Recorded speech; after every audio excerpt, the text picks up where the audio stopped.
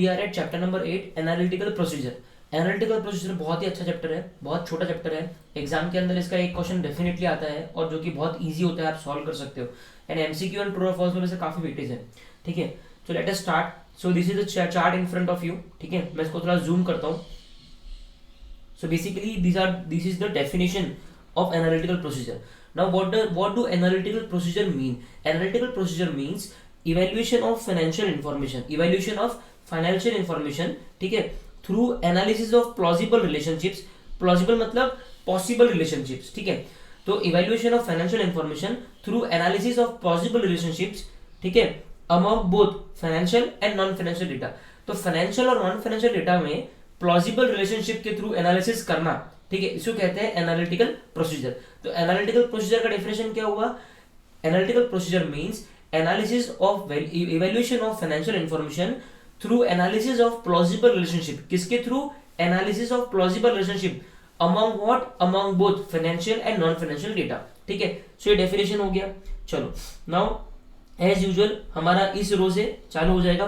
ठीक है, so this is my first point. ठीक है, नाउ ये क्या बोलता है? We can say that analytical procedure may be segregated into the following major types. Analytical procedure तरह तरह के होते हैं। ठीक है, तो एग्जाम में क्वेश्चन आ सकता है कि state some of the types of analytical procedure और state how analytical procedure may be segregated into major different types. तो क्या क्या आएगा? As comparison of client and industry data. अब मान लीजिए आप रिलायंस का ऑडिट कर रहे हो, ठीक है, तो आप रिलायंस का जो डेटा है, रिलायंस की जो बैलेंस शीट है, रिलायंस की जो पीएनएल स्टेटमेंट है, उसको आप इंडस्ट्री के डेटा से कंपेयर करोगे। टेलीकॉम इंडस्ट्री है ना, एयरटेल, आइडिया, ठीक है, तो आप इंडस्ट्री के डेटा से अपने क्लाइंट के डेटा को कंपेयर करोगे कि रिलायंस का टर्नओवर कितना है, ठीक है, और करस्पॉन्डिंग इंडस्ट्री का टर्नओवर कितना है, रिलायंस का प्रॉफिट अपॉन टर्नओवर कितना है और करस्पॉन्डिंग इंडस्ट्री का प्रॉफिट अपॉन टर्नओवर कितना है। इंडस्ट्री मतलब उस पर्टिकुलर फील्ड में काम करने वाली सारी कंपनीज का मिला के डेटा। ठीक है, सेकंड क्या है? Comparison of client data with similar prior period data. ठीक है, लाइक 2020-21 का कंपैरिजन करो 2019-20 से, है ना, 2022-23 से कंपैरिजन करो 2021-22 से, 2024-25 से कंपैरिजन करो 2023-24 से। तो प्रायर पीरियड डेटा से कंपेयर करना। तो दो क्या पढ़े हमने? एक तो क्लाइंट को इंडस्ट्री से कंपेयर करना, एक क्लाइंट के डेटा को प्रायर पीरियड डेटा से कंपेयर करना। उसके बाद में आता है client data with client determined expected result. Client क्या करता है? रिजल्ट आने के पहले, मान लीजिए आज हम नया साल चालू कर रहे हैं, ठीक है, तो आज ही हम लोग एक एक्सपेक्टेशन बना लेते हैं कि इस साल हम लोग कितना प्रॉफिट कमाने वाले हैं, हमारा टर्नओवर क्या होने वाला है। तो क्लाइंट का जो एक्सपेक्टेशन है, ठीक है, उसी से क्लाइंट के डेटा को कंपेयर करो कि आपने क्या एक्सपेक्ट किया था साल के शुरुआत में और अंत में आपका कितना प्रॉफिट हुआ। ठीक है, तो comparison of client data with client determined expected result.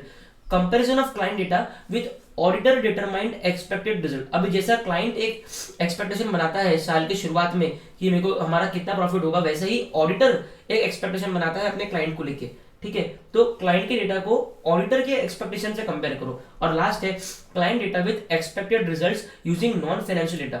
Non financial data मतलब जियोपॉलिटिकल कंडीशंस कंट्री में कैसे है, ठीक है, कोरोना वोरोना, ये सब जो नॉन फाइनेंशियल डेटा है उसको लेके एक्सपेक्टेड रिजल्ट्स जो होंगे उससे क्लाइंट के डेटा को कंपेयर करो। हमने क्या देखा? Client data with prior period data, client data with industry data, client data with client determined expected result, client data with auditor determined expected results and client data with expected results using non financial data. ठीक है, चलो now what are the objectives of auditor. Analytical procedure का जो हमारा ऐसे है, इस ऐसे के तहत ऑडिटर का ऑब्जेक्टिव क्या है? तो एक तो ऑब्जेक्टिव बहुत कॉमन है हर ऐसे में कि उसको ऑडिट एविडेंस चाहिए। ऐसे का मूल उद्देश्य क्या है? ऐसे इसका स्टैंडर्ड्स एंड ऑडिटिंग का मूल उद्देश्य यही है कि ऑडिटर को रेलेवेंट ऑडिट एविडेंस मिलने चाहिए, राइट। तो हर ऐसे में एक कॉमन ऑब्जेक्टिव ये है to obtain relevant and reliable audit evidence when using substantive analytical procedure. Substantive analytical procedure use करते वक्त रेलेवेंट और रिलायबल ऑडिट एविडेंस प्राप्त करना ये ऑडिटर का पहला ऑब्जेक्टिव है। सेकेंड क्या है? To design and perform analytical procedures near the end of the audit. ठीक है, ऑडिट खत्म होने के दौरान, ठीक है, मतलब आप ऑडिट चालू करते हो कोई भी कंपनी का तो 1 महीना, 1.5 महीना, 15 दिन, 20 दिन, ऐसे अलग अलग टाइम फ्रेम में आप ऑडिट खत्म करते हो, करेक्ट।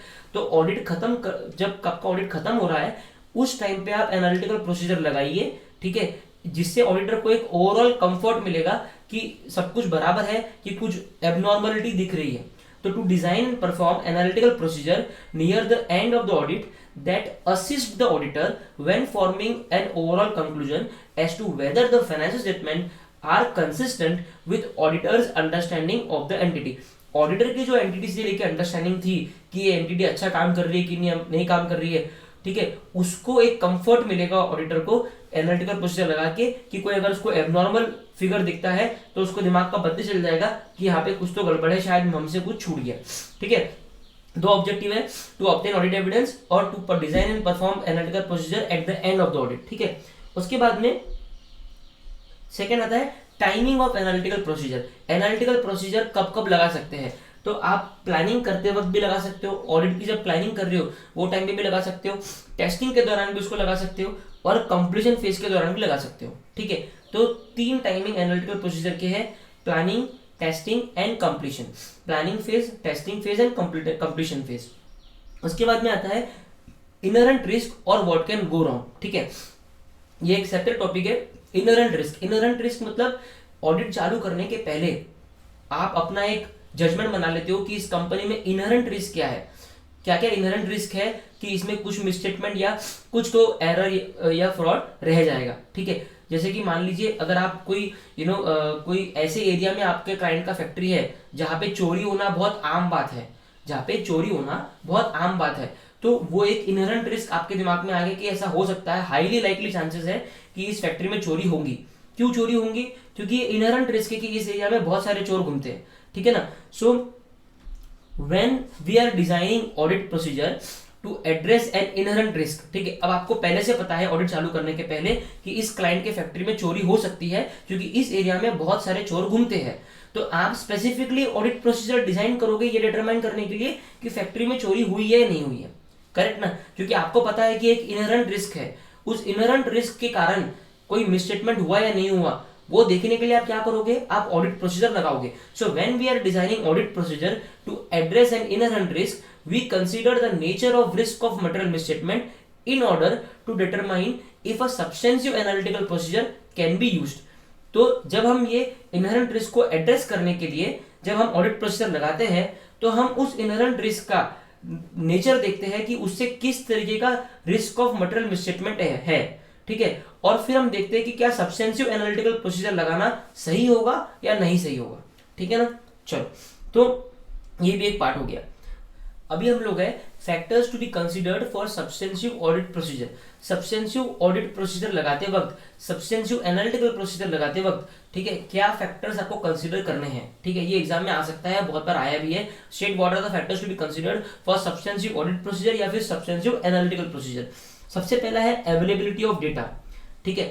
डेटा की अवेलेबिलिटी है या नहीं है, ठीक है। डेटा नहीं है तो प्रोसीजर लगाएंगे किस पे, correct. The availability of reliable and relevant data will facilitate effective analytical procedure। एक relevant और reliable data का available होना effective analytical procedure को facilitate करेगा, ठीक है। सेकेंड आता है disaggregation। disaggregation मतलब क्या कि अगर एक डेटा है, मान लीजिए मैंने आपको बोल दिया कि टर्नओवर 1 करोड़ है, चल जाएगा क्या? अरे वो 1 करोड़ में आपने किस किस को किया, 10 लाख टाटा को किया, 10 लाख अंबानी को किया, 10 लाख अडानी को किया, तो आपको डेटा का डिसएग्रीगेशन करना है, मतलब डेटा को और फर्दर पार्ट्स में, छोटे छोटे पार्ट्स में बांटना है ताकि उसका यूजफुलनेस बढ़ जाए, ठीक है ना। The degree of disaggregation in available data, the degree of disaggregation in available data can directly affect the degree of its usefulness.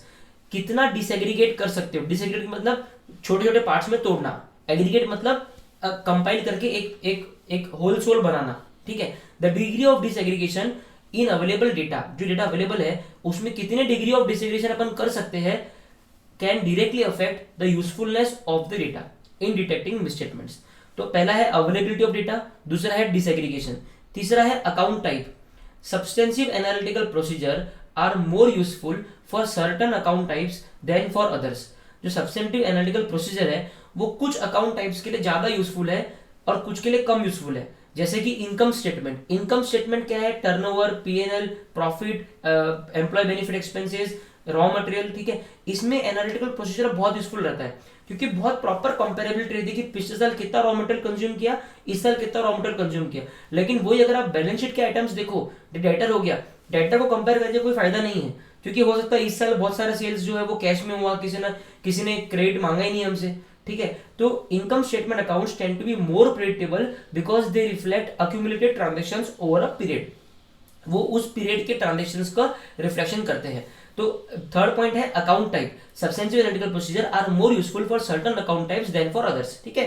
तो हमने अभी तक तीन क्या क्या फैक्टर्स है to be considered for substantial analytical procedure, ठीक है। एक है डिसएग्रीगेशन, एक है अकाउंट टाइप, एक है अवेलेबिलिटी ऑफ डेटा। उसके बाद में आता है सोर्स, ठीक है। Some classes of transactions tend to be more predictable because they consist of numerous similar transaction, ठीक है। सोर्स का मतलब क्या है कि आपका जो डेटा है उसका सोर्स क्या है। अगर हम इनकम स्टेटमेंट की बात करें तो उसमें भी कुछ ऐसे क्लासेस ऑफ ट्रांजेक्शंस है जो कि बहुत ज्यादा प्रेडिक्टेबल है, ठीक है ना।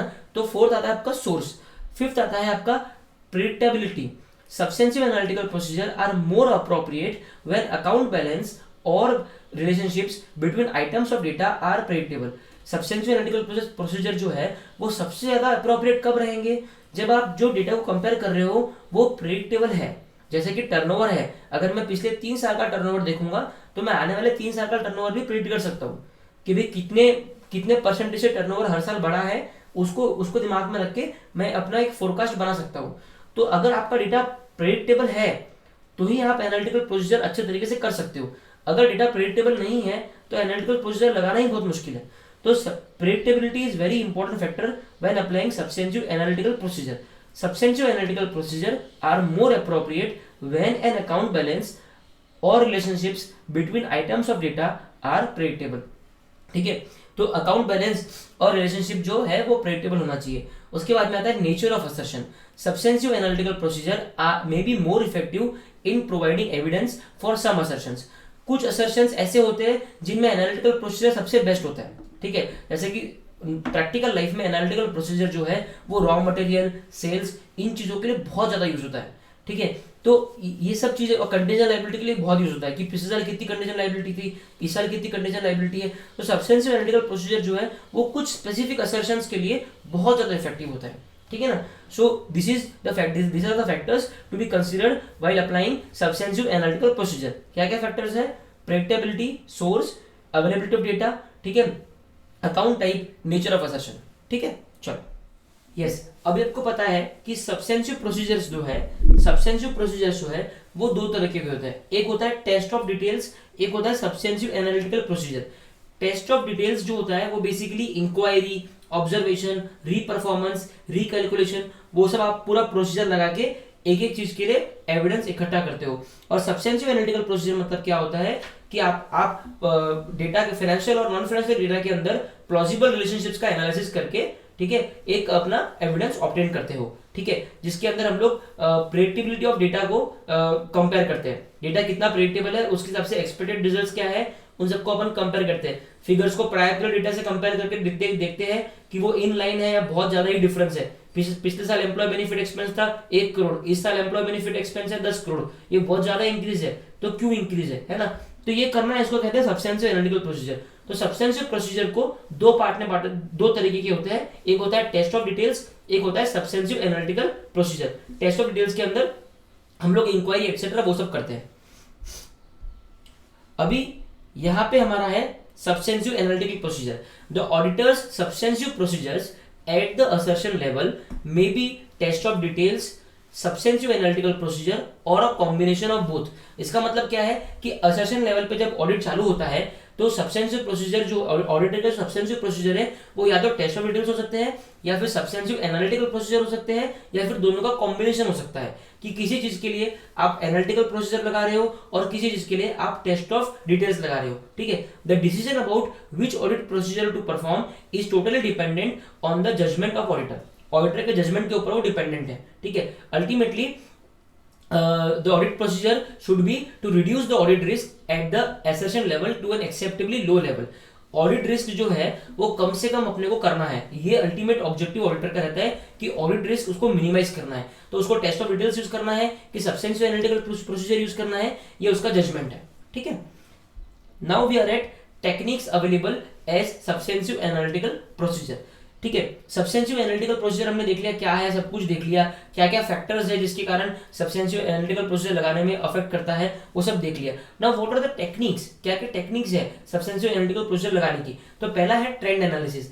ट्रेंड एनालिसिस क्या बोलता है, ट्रेंड एनालिसिस क्या बोलता है, trend analysis is a commonly used technique, ये बहुत कॉमनली यूज होता है। It is the comparison of current data with prior period balance, पिछले साल के बैलेंस से करंट पीरियड के डेटा को कंपेयर करना।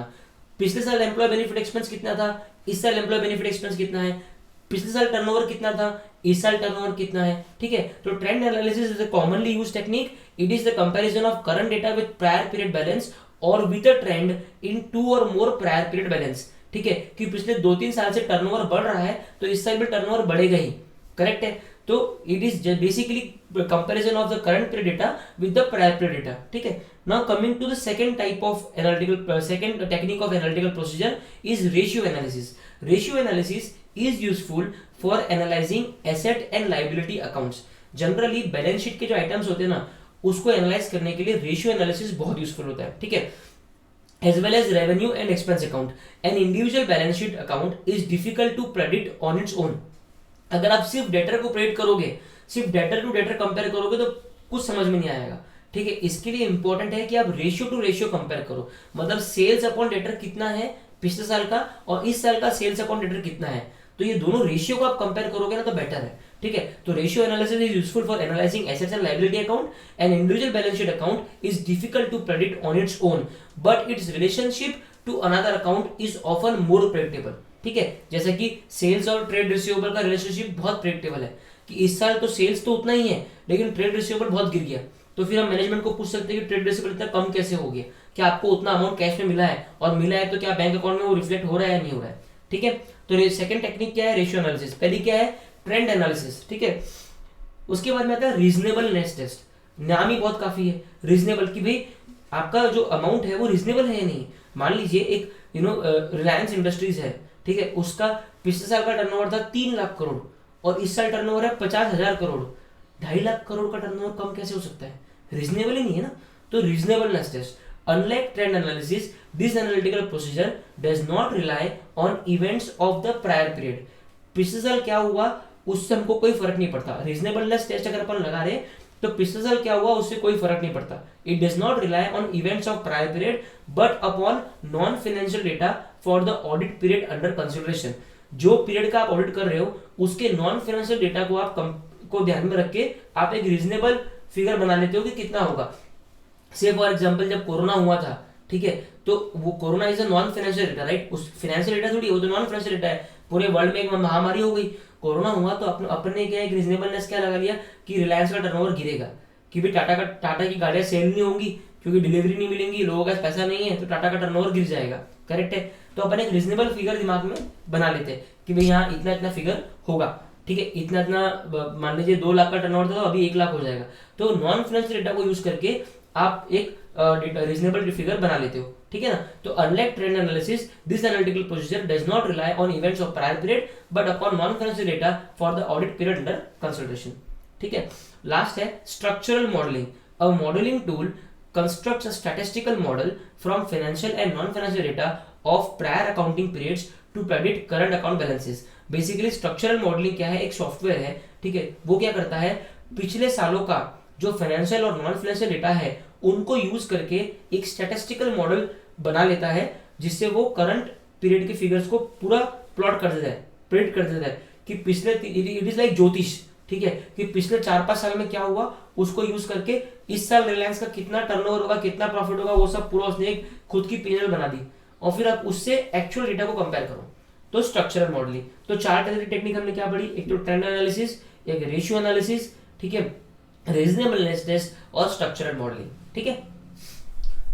अभी हम लोग हैं analytical procedure used as substantive tests, ठीक है। अब एनालिटिकल प्रोसीजर को हमने सब देख लिया कि कितने टेक्निक है एनालिटिकल प्रोसीजर के, एटसेट्रा एटसेट्रा। अब हम उसको जब सब्सटेंसिव ऑडिट प्रोसीजर के तहत यूज करेंगे, ठीक है, तो 4 चीजें अपने को ध्यान में रखनी है। एक है determine the suitability of analytical procedure, कि एनालिटिकल प्रोसीजर सुटेबल है या नहीं है। Evaluate the reliability of data, develop an expectation and determine acceptable differences, ठीक है, ये 4 चीजें, ये these are the 4 steps you have to keep in mind when you are applying substantive analytical procedure as substantive procedures. ठीक है ना। Now इसके अंदर सबसे पहला है determine suitability of analytical procedure. उसके अंदर क्या क्या पॉइंट्स है वो अपन देखते हैं। ठीक है, तो determine the suitability of analytical procedure. ठीक है, इसमें क्या है, पहला, substantive analytical procedure are generally more applicable to large volume of transaction. जो सब्सटेंसिव एनालिटिकल प्रोसीजर है ना, वो लार्ज वॉल्यूम ऑफ ट्रांजेक्शन पे ज्यादा एप्लीकेबल होता है, क्योंकि अगर छोटा वॉल्यूम ऑफ ट्रांजेक्शन है तो आपको एनालिटिकल प्रोसीजर लगाना का काम ही नहीं है, आप सबको इंडिविजुअली जाकर चेक कर लो। हम एनालिटिकल प्रोसीजर क्यों लगा रहे हैं, ताकि हमारा टाइम बचे और जहां पे हमको मेजर वेरिएशन मिले वहीं पे हम हमारा टाइम इन्वेस्ट करें, ना कि सारा डेटा चेक करते रहे। ठीक है ना। तो substantive analytical procedure are generally more applicable to large volume of data that tend to be predictable over time, और उनकी प्रेडिक्टेबिलिटी होनी चाहिए। ठीक है, large volume of data that tend to be predictable over time. Second क्या है, application of planned analytical procedures is based on the expectation that relationship among data exist। ठीक है, एनालिटिकल प्रोसीजर का जो एप्लीकेशन है वो एक बहुत बड़े चीज पे निर्भर है, बेस्ड है। वो क्या है कि जो डेटा है उनमें रिलेशनशिप एग्जिस्ट करती है, डेटा आइसोलेशन में नहीं है, उनमें रिलेशनशिप एग्जिस्ट करती है। ठीक है, so application of planned analytical procedure is based on the expectation that relationships among data exist, data में रिलेशनशिप एग्जिस्ट करती है and continue in the absence of known conditions to the contrary. ठीक है, और आगे भी वो एग्जिस्ट करती रहेगी। ठीक है, सेकंड पॉइंट क्या है, that the relationship between data exist. Third point क्या है, suitability of a particular analytical procedure will depend upon the auditors assessment of how effective it will be in detecting a misstatement. कोई भी analytical procedure, जैसे हमने ऊपर पढ़ा, trend analysis, ratio analysis, reasonableness, आप जो भी एनालिटिकल प्रोसीजर लगा रहे हो, ठीक है, कौन सा लगाओगे ये टोटली ऑडिटर के जजमेंट के ऊपर बेस्ड है कि वो कितना इफेक्टिव होगा मिसस्टेटमेंट डिटेक्ट करने में। ठीक है, इंडिविजुअली और इन एग्रीगेट। तो ये 3 चीजें हैं बेसिकली जिसमें आप सूटेबिलिटी देखोगे। पहला है कि लार्ज वॉल्यूम ऑफ डेटा पे लगेगा, दूसरा है कि रिलेशनशिप एग्जिस्ट करती है, और तीसरा है कि कौन सा एनालिटिकल प्रोसीजर लगाना है वो डिपेंड करता है कि कितना इफेक्टिवली आप मिसस्टेटमेंट को डिटेक्ट कर सकते हो। ठीक है, now coming to the evaluate reliability of data. Evaluate reliability of data, second point क्या है, चलो सुटेबल है, एनालिटिकल प्रोसीजर लगाना सुटेबल है, ये डिसाइड हो गया। अब सेकंड स्टेप क्या है कि डेटा की रिलायबिलिटी को चेक करो। उसमें पहला पॉइंट क्या है, सोर्स ऑफ इंफॉर्मेशन। ठीक है, source of information available, for example information may be more reliable when it is obtained from independent source outside the entity. Entity के बाहर से अगर हमको कोई इंफॉर्मेशन मिली तो वो ज्यादा रिलायबल होगी, बिकॉज उसमें कोई भी पर्सनल बायस छुपा नहीं होगा। तो सोर्स ऑफ इंफॉर्मेशन। उसके बाद में आता है कंपेरेबिलिटी ऑफ इंफॉर्मेशन अवेलेबल। जो इंफॉर्मेशन आपके पास में अवेलेबल है वो कंपेरेबल होना चाहिए। ठीक है, तीसरा आता है nature and relevance of information. जो इंफॉर्मेशन आपके पास में अवेलेबल है उसका नेचर क्या है और वो इंफॉर्मेशन कितनी रेलेवेंट है। चौथा क्या है, controls over the preparation of information that are designed to ensure its completeness, accuracy and validity. That means जो इंफॉर्मेशन आपके पास में अवेलेबल है वो इंफॉर्मेशन जब बन रही थी तो उस पर क्या इंटरनल कंट्रोल्स थे कि वो इन्फॉर्मेशन में कुछ छुपा तो नहीं है, वो इन्फॉर्मेशन एक्यूरेट तो है, वो इन्फॉर्मेशन वैलिड तो है, वो इन्फॉर्मेशन कंप्लीट तो है। तो फोर्थ पॉइंट क्या है रिलायबिलिटी में कि what are the controls over the preparation of the information. वो इंफॉर्मेशन डेवलप करते वक्त क्या कंट्रोल्स लगे हुए थे ताकि कोई भी इस तरीके का जालसाजी ना हो। तो controls over preparation of the information that are designed to ensure its completeness, accuracy and validity. तो रिलायबिलिटी ऑफ डेटा का अगर क्वेश्चन आया था क्या लिखोगे, सोर्स ऑफ डेटा। ठीक है, उसके बाद में controls over the preparation of the data, उसके बाद में कंपेरेबिलिटी ऑफ द डेटा। ठीक है, और उसके बाद में nature and relevance of the information. ठीक है ना। चलो अब तीसरा आता है डेवलप एन एक्सपेक्टेशन। ठीक है, आपने देख लिया कि एनालिटिकल प्रोसीजर लगाना सुटेबल है या नहीं है। ठीक है, डेटा की रिलायबिलिटी भी देख ली। ठीक है, सब कुछ हो गया। अब आप एनालिटिकल प्रोसीजर को लगा रहे हो तो थर्ड स्टेप क्या है कि डेवलप एन एक्सपेक्टेशन। अरे भाई एनालिटिकल प्रोसीजर काम कब करेगा, जब आपके पास में कोई एक्सपेक्टेशन हो और उस एक्सपेक्टेशन को आप एक्चुअल फिगर से कंपेयर करते हो। यही अपने को करना है कि client data with industry data, client data with prior data. तो आपके पास में एक एक्सपेक्टेशन पहले डेवलप करनी पड़ेगी, तो ये तो आप देख पाओगे कि वो जो एक्चुअल फिगर है वो सही है या बहुत वेरिएबल है। ठीक है, तो matters relevant to the auditor's evaluation of whether the expectation can be developed sufficiently precisely. ठीक है, ऐसे अभी ये क्वेश्चन डेफिनेटली एग्जाम में आ सकता है कि state the matters relevant to the auditor's evaluation of whether the expectation can be developed sufficiently precisely। क्या कोई एक्सपेक्टेशन डेवलप की जा सकती है, ठीक है, उस वो देखने के लिए क्या मैटर्स आप ध्यान में रखोगे, ठीक है, क्योंकि अगर एक्सपेक्टेशन ही डेवलप नहीं की जा सकती तो सब्सटेंसिव एनालिटिकल प्रोसीजर आप नहीं लगा सकते, ठीक है। तो अब वो क्या मैटर्स है, तो पहला क्या है, the accuracy with which the expected results of substantive analytical procedure can be predicted. कितनी एक्यूरेसी से आप एक्सपेक्टेड रिजल्ट्स को प्रेडिक्ट कर सकते हो, कितनी एक्यूरेसी से आप एक्सपेक्टेड रिजल्ट्स को प्रेडिक्ट कर सकते हो, ठीक है, वो एक पहला मैटर है जो आपको कंसीडर करना चाहिए कि आप एक्सपेक्टेशन डेवलप कर पाओगे या नहीं कर पाओगे। बिकॉज एक्सपेक्टेशन डेवलप नहीं कर पाओगे तो एनालिटिकल प्रोसीजर लगा के कोई मतलब नहीं है। तो पहला पॉइंट क्या है, the accuracy with which the expected results can be predicted. For example, the auditor may expect greater consistency in comparing gross profit margin of one period to another period rather than comparing discrete expenses such as research या फिर advertising।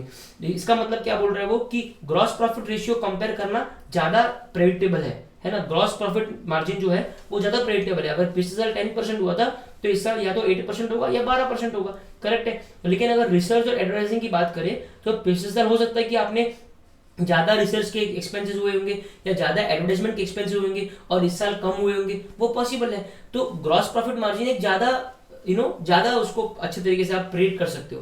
तो पहला point क्या था, the accuracy with which the expected results can be predicted. दूसरा point क्या है, the degree to which information can be disaggregated. कितने डिग्री तक, कितने एक्सटेंट तक आप इंफॉर्मेशन को डिसएग्रीगेट कर सकते हो, ठीक है। For example, substantial analytical procedure may be more effective when applied to financial information on individual sections of an operation और to financial statements of components of a diversified entity. इसका मतलब वो क्या बोल रहा है कि सब्सटेंशियल एनालिटिकल प्रोसीजर ज्यादा इफेक्टिव होते हैं जब आप उसको छोटी छोटी चीजों पे लगाते हो। जैसे कि मान लीजिए अगर मैं बोलता हूँ टर्नओवर मैंने बोला 1 करोड़ का है। अब 1 करोड़ के अंदर 5 अलग अलग कंपनी के को हमने सेल कर रखा है। हमने रिलायंस को भी सेल किया है, हमने टाटा को भी सेल किया है, हमने अडानी को भी सेल किया है, ऐसे हमने 5 अलग अलग लोगों को सेल कर रखा है। तो अब आपका एनालिटिकल प्रोसीजर ज्यादा यूजफुल कब रहेगा, जब आप स्पेसिफिकली रिलायंस को कितना सेल किया है उस पर आपका एनालिटिकल प्रोसीजर लगाते हो और ये देखते हो कि पिछले साल मैंने रिलायंस को कितना सेल किया था और इस साल मैंने रिलायंस को कितना सेल किया, और फिर उसको कंपेयर करके अगर उसमें कुछ मेजर वेरिएशन हो तो मैं मैनेजमेंट को पूछ सकता हूँ कि इस साल आपने रिलायंस को इतना कम सेल क्यों किया, करेक्ट है। तो the degree to which information can be disaggregated, इसके लिए इंफॉर्मेशन जितनी ज्यादा ड्रिल डाउन रहेगी, जितनी ज्यादा टूटी हुई रहेगी छोटे छोटे कंपोनेंट्स में, उतना ही इफेक्टिवली एनालिटिकल प्रोसीजर हम लोग लगा सकते हैं। तो पहला पॉइंट क्या था, the degree to which the information can be predictable, ठीक है। द सेकंड क्या था, the degree to which information can be disaggregated, कितने डिग्री तक आप डिसएग्रीगेट कर सकते हो। और लास्ट है the availability of information both financial data and non financial data. आपके पास में इंफॉर्मेशन अवेलेबल है या नहीं है, वो भी एक मैटर है कि आप फिगर्स को एक्सपेक्टेड रिजल्ट्स को डेवलप कर सकते हो या नहीं कर सकते हो, ठीक है। तो ये 3 पॉइंट थे basically, the accuracy with which the expected results of substantial analytical procedure can be predicted, the degree to which information can be disaggregated, the availability of information both financial data and non financial information, ठीक है। ये क्या था, matters relevant to the auditor's evaluation of whether the expectation can be developed sufficiently precisely. क्या एक expectation sufficiently precisely develop की जा सकती है या नहीं की जा सकती है, उसको लेके क्या क्या मैटर्स है जो ऑडिटर को देखने चाहिए, ठीक है। चलो अब आता है determine acceptable differences. Determine acceptable differences, अब क्या हो गया, आपने देख लिया कि एनालिटिकल प्रोसीजर सूटेबल है या नहीं है, आपने देख लिया कि वो डेटा जो है वो रिलायबल है या नहीं है, आपने एक एक्सपेक्टेशन भी डेवलप कर ली। अब आपको डिटरमाइन करना है कि जो एक्सपेक्टेशन डेवलप करी थी उसको अगर एक्चुअल रिजल्ट से कंपेयर किया, ठीक है, लाइक आपका एक्सपेक्टेशन था कि टर्नओवर 1 करोड़ होना चाहिए, ठीक है, ये एक्सपेक्टेशन आपने डेवलप कर ली। अब एक्चुअल टर्नओवर हुआ 10 करोड़, तो ये जो डिफरेंस है उसको आपको एनालाइज करना पड़ेगा ना। अब उसमें आपको डिटरमाइन करना पड़ेगा कि कितना डिफरेंस आपको एक्सेप्टेबल है, ठीक है। डिटरमाइन द एक्सेप्टेबल डिफरेंस, इसका मतलब क्या कि पिछली बार अगर टर्नओवर 1 करोड़ था तो आप अपने मन में क्या सोचते हो कि ठीक है मार्केट भी बड़ा ही है, इकोनॉमी भी अच्छे से ग्रो कर रही है, तो हो सकता है टर्नओवर 1 करोड़ का 1.25 करोड़ या 1.5 करोड़ हो गया होगा, करेक्ट है। लेकिन अगर तो 1.5 करोड़ तक अगर टर्नओवर आता है, एक्चुअल टर्नओवर अगर 1.5 करोड़ तक आता है तो आपको कोई प्रॉब्लम नहीं है। लेकिन अगर उससे बहुत ज्यादा आता है तो फिर आपको कुछ ना कुछ करना पड़ेगा। अब क्या करना पड़ेगा वो देखते हैं, ठीक है। Now if analytical procedure performed in accordance with SA 520 identify fluctuations, बोले एनालिटिकल प्रोसीजर लगाने के बाद में अगर आप फ्लक्चुएशंस आइडेंटिफाई करते हो, ठीक है, और relationships that are inconsistent with other relevant information, आप फ्लक्चुएशंस आइडेंटिफाई करते हो या फिर रिलेशनशिप्स आइडेंटिफाई करते हो जो कि इनकंसिस्टेंट है विद अदर रेलेवेंट इंफॉर्मेशन और that differ from expected values by a significant amount, या फिर वो सिग्निफिकेंट अमाउंट से डिफर करती है एक्सपेक्टेड वैल्यू से, तो उस केस में आपको क्या करना है, ठीक है। पहला है इंक्वायरिंग ऑफ मैनेजमेंट, भाई मैनेजमेंट से इंक्वायरी करो कि आपका टर्नओवर 1 करोड़ था, अभी 10 करोड़ कैसे हो गया। Inquiring of management and obtaining appropriate audit evidence relevant to management's responses, ठीक है, आपने मैनेजमेंट से इंक्वायर कर लिया, अब मैनेजमेंट ने आपको रिस्पॉन्स दिया कि ये कारण से टर्नओवर 1 करोड़ का 10 करोड़ हो गया। मैनेजमेंट ने बोला कि हमने एक नया प्रोडक्ट लेके आया, वो नया प्रोडक्ट बहुत ज्यादा बिका, उसके कारण हमारा टर्नओवर 1 करोड़ से 10 करोड़ हो गया। अब आप ये चेक करो कि एक्चुअली ऐसा कोई प्रोडक्ट मैनेजमेंट ने लाया है या सिर्फ हमको झूठ बोला है। तो वो क्या बोल रहा है, inquiring of management and obtaining appropriate audit evidence relevant to management's response, जो मैनेजमेंट ने रिस्पॉन्स दिया है उसको लेके अप्रोप्रिएट ऑडिट एविडेंस आप ऑब्टेन करो। Audit evidence relevant to management's responses may be obtained by evaluating those responses, taking into account the auditor's understanding of the entity and its environment and with other audit evidence obtained during the course of audit। तो वो क्या कह रहा है कि अब जो आपको ये ऑडिट एविडेंस ऑब्टेन करना है ना मैनेजमेंट के रिस्पॉन्स को लेके, वो आप कैसे ऑब्टेन कर सकते हो, through your understanding of the entity and its environment और through other audit evidence which you have already obtained during the course of audit. आपने ऑडिट करने के दौरान जो ऑडिट एविडेंस ऑब्टेन किए होंगे उनको देख के आपको मालूम पड़ सकता है कि ऐसा कोई प्रोडक्ट मैनेजमेंट ने लॉन्च किया है या नहीं किया, ठीक है ना। उसके बाद में आता है performing other audit procedures as necessary in the circumstances. Inquiry के अलावा अगर आपको दूसरा कोई भी ऑडिट प्रोसीजर लगता है तो वो परफॉर्म कर लो, ठीक है। The need to perform other audit procedure may arise when for example management is unable to provide an explanation. और ये कब हो सकता है, जब मैनेजमेंट आपको कोई एक्सप्लेनेशन दे ही नहीं पा रहा है कि आपका टर्नओवर 1 करोड़ से 10 करोड़ क्यों हो गया, ठीक है, या फिर जो एक्सप्लेनेशन दिया together with the audit evidence obtained relevant to the management response is not considered adequate, या फिर जो मैनेजमेंट ने आपको एक्सप्लेनेशन दिया कि हाँ हमने ये कर लिया, इसके लिए अब मान लीजिए मैनेजमेंट बोलता है कि हमने बहुत सारी पूजा पाठ कर ली, कोई हवन अवन रख दिया, इसके कारण हमारा टर्नओवर बढ़ गया। अब ये एक्सप्लेनेशन सही है क्या, नहीं है, तो आपको फिर कुछ और ऑडिट प्रोसीजर लगाने पड़ेंगे, ठीक है। इस तरीके से हमने ये चारों पॉइंट डिस्कस कर लिए, determine the suitability of analytical audit procedure, reliability of data, उसके बाद में degree of expectation, develop an expectation और and determine the acceptable differences, ठीक है। उसके बाद में अब स्पेसिफिकली पब्लिक सेक्टर एंटिटीज को लेके कुछ स्पेसिफिक कंसिडरेशंस हैं, वो जो इस चैप्टर के स्टडी मटेरियल में बता रखे हैं वो अपन यहाँ पे डिस्कस करेंगे। हो सकता है कि इसके ऊपर एक ट्रू और फॉल्स आ जाए या फिर एक एमसीक्यू वाला क्वेश्चन इस पे बन जाए, को थ्योरी क्वेश्चन बनने का चांसेस कम है बट यू नेवर नो। तो consideration specific to public sector entities, the relationship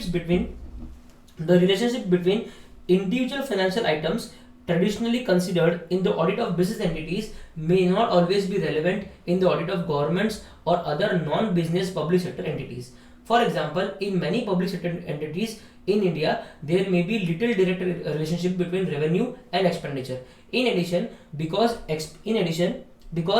expenditure on acquisition of assets may not be capitalized, there may be no relationship between expenditure on, for example, inventories and fixed assets and the amounts of those assets reported in the financial statement. Also, industry data or statistics for comparative purposes may not be available in the public sector. वो क्या बोल रहा है कि public sector entities के अंदर जो relationships है फाइनेंशियल स्टेटमेंट्स में, जो रिलेशनशिप्स है वो पब्लिक सेक्टर एंटिटीज के अंदर बहुत कम होती है, क्योंकि वहां पे ना रेगुलरिटी नहीं होती है। वहां पे आप रेवेन्यू और एक्सपेंडिचर को कंपेयर बराबर तरीके से नहीं कर सकते हो। क्यों नहीं कर सकते हो, क्योंकि जो पब्लिक सेक्टर एंटिटीज होती है ना, ये बेसिकली लोगों की भलाई के लिए होती है, प्रॉफिट अर्न करने के लिए नहीं होती है। इनका मेन पर्पस प्रॉफिट अर्न करना नहीं होता है, इनका मेन पर्पस होता है सोशलिज्म, ठीक है। तो इसके लिए आप ये नहीं बोल सकते कि इनका टर्नओवर अगर 1 करोड़ था तो अभी 2 करोड़ क्यों नहीं हो गया, ठीक है, क्योंकि ये लोग सोनली प्रॉफिट के हिसाब से काम नहीं करते, ठीक है। फिर उसके अलावा इनके पास में उतना डेटा, इंडस्ट्री डेटा, उतना स्टैटिस्टिक्स अवेलेबल नहीं हो सकता। लेकिन अगर आप कुछ पब्लिक सेक्टर एंटिटीज बहुत सेंसिटिव होती है, जैसे कि डिफेंस की जो पब्लिक सेक्टर एंटिटीज है वो बहुत सेंसिटिव है, क्योंकि वो डेटा बाहर नहीं आ सकता।